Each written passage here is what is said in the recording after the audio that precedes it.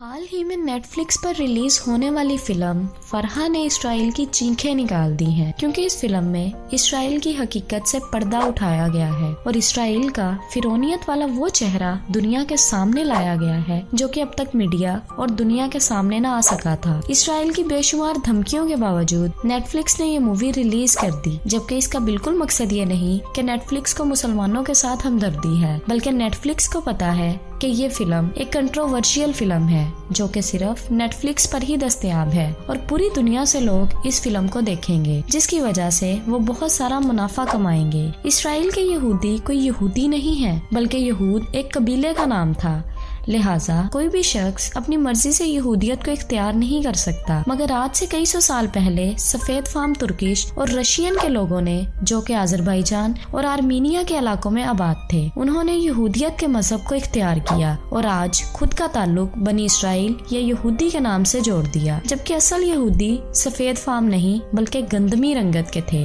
ये कौम हमेशा से ही साजिशी दिमाग और विक्टिम कार्ड खेलने की आदी रही है और जर्मनी में भी उन्होंने खुद पर जुल्म होता दिखाकर बाल्फोर डिक्लेरेशन के जरिए नाजायज इस्राएली रियासत का वजूद तो हासिल कर लिया, जहां उन्होंने फलस्तीनियों को दहशतगर्द और खुद को मजलूम दिखाया। लेकिन आज तक दुनिया को ये नहीं बताया गया कि उन्होंने कितने बेगुनाह फलस्तीनियों का खून बहाया। आपको बताते चले कि 2022 के फीफा वर्ल्ड कप के दौरान बहुत से इस्राएली सहाफियों ने जब कतर के लोगों से इंटरव्यू करने का कहा तो उन्होंने इनकी बेइज्जती की और कहा कि इसराइल जैसा कोई मुल्क इस दुनिया में नहीं है, और इंटरव्यू देने से खासकर अरब के लोगों ने साफ मना कर दिया, जहां एक दफा फिर इन लोगों ने विक्टिम कार्ड खेलने और दुनिया की हमदर्दी समेटने की कोशिश की। लेकिन इस एक फिल्म फरहा ने इन सबका भांडा फोड़ दिया। इस फिल्म को उर्दन के एक फिल्म डायरेक्टर ने तैयार किया है, जिसकी कहानी में दिखाया गया है कि 1948 में इसराइल का क़याम किया गया तो इन फलस्तीनियों ने इसराइली लोगों पर रहम खाकर इंसानियत के नाते उनको पनाह दी कि कैसे ये लोग अपने बच्चों और औरतों समेत बीच समंदर और दुनिया में भटकते फिरेंगे, लेकिन जिस चीज की फितरत ही डंग मारना हो वो सांप है और साथ रहने वाले की जड़ें काटना हो, इसके खिलाफ साजिशी दिमाग रखता हो, वो आखिर भला कब तक खुद को इस चीज से बाज रख सकता है। बिल्कुल यही किया यहूदियों ने फलस्तीनियों के साथ। इस फिल्म में 14 साल लड़की फरहा को दिखाया गया है, जिसे इसके वालिद सख्ती से मना करते हैं कि घर से बाहर नहीं निकलना, क्योंकि इस वक्त इसराइलियों ने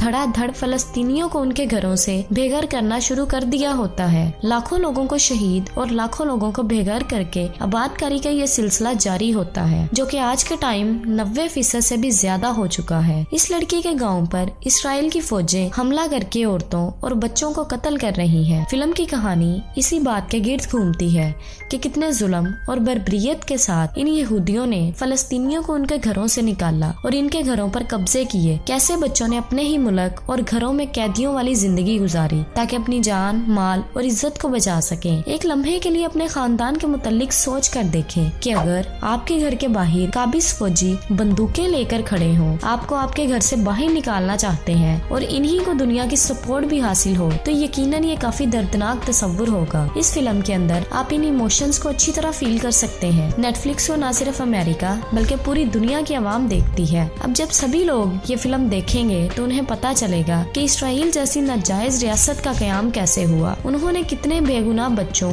औरतों का खून बहाया। असल कहानी तो ये थी। अब इनका सच सारी दुनिया के सामने आएगा और इनका असल इमेज पूरी नौजवान नस्ल को पता चलेगा। इनके अरबों डॉलर्स का क्या फायदा जो उन्होंने पूरी दुनिया के मीडिया पर लगाए थे, जिनका असल मकसद इनका असल चेहरा दुनिया से छुपाना था। उन्होंने ये कितने जतन किए थे कि ये सब इस एक फिल्म के जरिए खत्म हो सकता है। मगर अब अफसोस इस बात का है कि जिन अरबों को फलस्तीनियों को इन इसराइलियों से बचाना था, वो आज इन्हीं के साथ मिलकर बिजनेस डील्स कर रहे हैं और इनसे दोस्तियां बढ़ा रहे हैं। ये इन शहीद फलस्तीनियों की जानों का सौदा है। ये अरब हुक्मरान बिजनेस अपने फायदे के लिए ऐसा कर सकते हैं, मगर इनकी आवाम आज भी इसराइल से सख्त नफरत करती है और ना ही इनके वजूद को आज तक तस्लीम कर सकी है और इंशाल्लाह ना कभी मुस्तकबिल में करेगी। मगर पाकिस्तान वो वाहिद मुल्क है जिसने इसराइल के वजूद को कभी तस्लीम ही नहीं किया, और ये वो वाहिद इस्लामी मुल्क है जो कि एटॉमिक पावर रखता है, और इस एटॉमिक पावर को आज इसराइल अमेरिका के जरिए,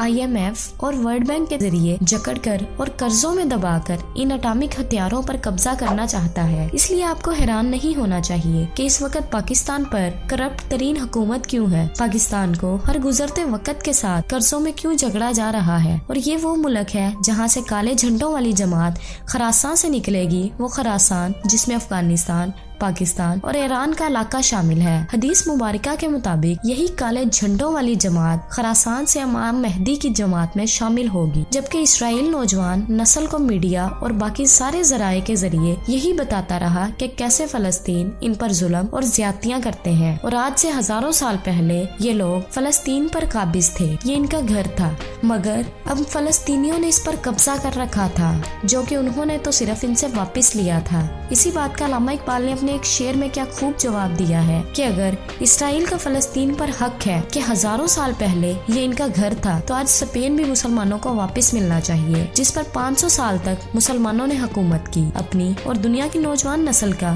برین واش کرنے کے لیے انہوں نے آج تک میڈیا کو ہتھیار کے طور پر استعمال کیا، مگر نیٹ فلکس کی ایک فلم نے ان کے اس سارے کے سارے پروپیگنڈا کو دنیا کے سامنے کھول کر رکھ دیا، کیونکہ نوجوان نسل جو کہ آج کل یونیورسٹیز یا کتابوں کو چھوڑ کر ڈراموں اور فلموں سے تاریخ کو سیکھتی ہے۔ اسرائیل کا سچ بار بار چھپانے کے باوجود کبھی نہیں چھپ سکا، اور ہر طرح سے سچ پر پردہ ڈالنے کے باوجود بھی یہ ظالم دنیا کے اندر ذلیل ہو رہے ہیں، کیونکہ انہیں یہ ملک اور زمین تو مل گئی لیکن قیامت تک سکون نہیں ملے گا، اور یہ ایسے ہی دنیا کے سامنے بے عزت اور ذلیل ہوں گے انشاءاللہ۔ آپ بھی اس فلم کو ضرور دیکھیں اور اپنے دوستوں اور رشتہ داروں کو دیکھنے کا کہیں۔ مجھے امید ہے کہ آپ کو ہماری یہ ویڈیو پسند آئی ہوگی۔ ایسی مزید انٹرسٹنگ ویڈیوز کے لیے ہمارا چینل سبسکرائب کرنا مت بھولیے گا۔ ملتے ہیں نیکسٹ ویڈیو میں۔ اللہ حافظ۔